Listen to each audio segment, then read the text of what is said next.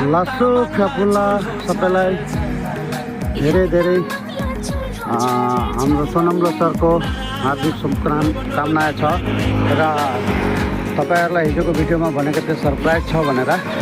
त्यो सरप्राइज चाहिँ हो, हेर्नु होला यो यहाँ देख्नु, हेर्नुहोस् हामीहरूको गुम्बा बाहिर जुन हामीले कु राखेको थिए, हामीहरूको कु यस प्रकार छ र हामीहरू अहिले गुम्बामा छौँ र हामीहरू यहाँ कार्यक्रम आजको सुरु गर्छु र त्यही थियो सरप्राइज। तपाईहरुलाई भनेको थिएँ र हामीहरूको सरप्राइज यो थियो, देख्नु सक्नुहुन्छ हामीहरूको बाहिरको कु